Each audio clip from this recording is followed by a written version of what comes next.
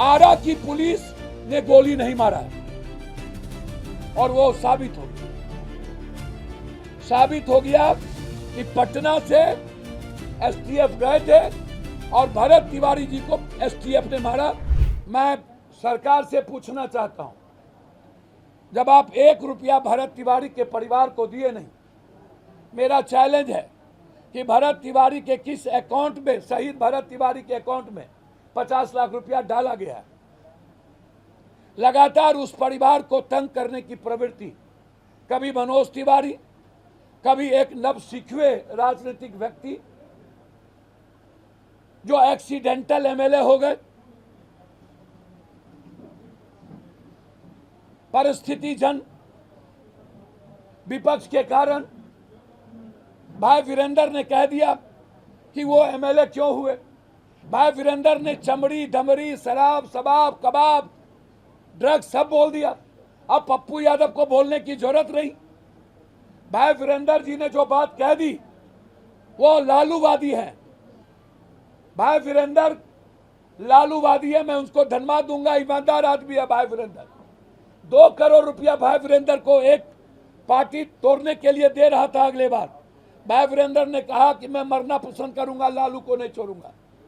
और यदि भाई वीरेंद्र ने कहा यादव मुसलमान का वोट डायलूट क्यों हुआ, क्यों गए, और वो नवसिखुए कभी नीट के बच्ची के साथ धुरतई दुष्टई, कभी भरत के परिवार ने तो कहा कि हमको इस्तेमाल किया गया, हमको बुलाया गया और कह दिया हमसे मिलने आए, 1 रुपया मदद तक नहीं की, फिर हमारा फोन तक नहीं उठाया। 100 करोड़ का मानहानि का मुकदमा इस पर ठोकना चाहिए।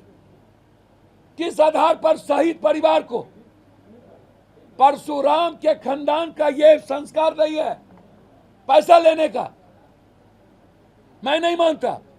शहीद के परिवार को उन्होंने गद्दार कहा है, यह बिल्कुल गलत है।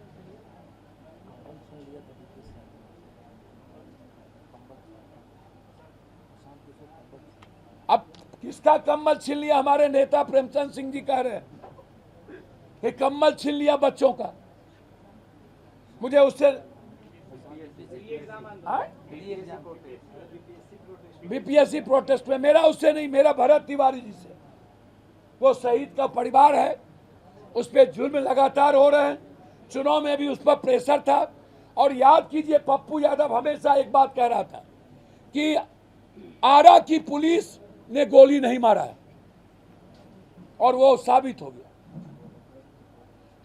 गया कि पटना से एसटीएफ गए थे और भरत तिवारी जी को एसटीएफ ने मारा। एक गिरफ्तार भी हुआ एसटीएफ। हम हमेशा एसटीएफ की बात बोले हैं, एक भी लोगों ने इसका डिमांड नहीं किया। हम दोबारा गए, पहली बार मदद किए, दूसरी बार फिर 2.5 लाख रुपया मदद किए। फिर भरत तिवारी जिस परिवार को लेकर लड़ रहा था, उस परिवार के पूरा परिवार बाढ़ में जा गया, उसके लिए अलग से उनके पिताजी को 50,000 रुपया दिए कि आप खाना खिलाओ। मुझे कोई लेना देना नहीं है राजनीति से, लेकिन मेरा सवाल है विपक्ष के नेता से। आपको सब नाश करके अब पूरे प्रदेश का सामाजिक न्याय को बर्बाद करके और समाज को कटघरे में कर आप बंटी यादव को 20 दिन के बाद 5 लाख, तो 1 लाख भरत तिवारी जी को भी दे देते, नीट्स के बच्ची को भी दे देते, नालंदा में 2 पासवान को मार दिया उसको भी दे देते, नगर नौसा में भी दे देते, अत्यंत पिछड़ी जाति की बेटी उसको भी दे देते, छपरा में लगभग 30 यादव मारे गए हैं उसको भी दे देते। कितना दिन ये दुष्टई प्रवृत्ति वाला राजनीति कीजिएगा? ये कौन सा राजनीति है? आपको नीट्स की बच्ची नजर नहीं आई? दिल्ली में, पटना में और भी लोग डेथ किए, वहां नजर नहीं आया। और भी एक जादव की बेटी सिटी में मरी, वहां नजर नहीं आया। कितने बच्चे मरे, वहां नजर नहीं आया। संजय मुखिया जी का मर्डर हो गया, वहां नजर नहीं आया। आप गए तक नहीं। ऐसे ही विपक्ष के कारण आज ये बहरूपिया जैसे लोगों का एक्सीडेंटल उदय हुआ, और वो अपने को ईमानदार कहता है। मैं इसके एक एक रुपये के बारे में बहुत जल्द खोलूंगा। ये पैसे कहां से लाए, कहां से कमाए 15 तारीख के बाद। इसीलिए सीबीआई इंक्वायरी के साथ जज साहब, और 1 रुपया सरकार ने भरत तिवारी को नहीं दिया, और उसके बाद गलत तरीके से उस परिवार को गद्दार बनाया गया, और अब साजिश की जा रही है उस परिवार को खत्म करने की। मैं पूरे देश के उस वर्ग समाज से कहूंगा, आप अपने इतिहास को समझिए और इसकी लड़ाई लड़िए। अंत में मेरा बिल्कुल आग्रह है कि पूरा बिहार रक्तचरित रक्तपात हो चुका है। पूरा बिहार सामूहिक बलात्कार के हिस्से में डूब चुका है एक तरफ से। इसीलिए सरकार प्रेशर की राजनीति ना करे, डराने की राजनीति ना करे। सत्ता पक्ष और विपक्ष दोनों एक हो चुके हैं। हमरा बिहार में तू नटवा, तोरा बिहार में हम नटवा।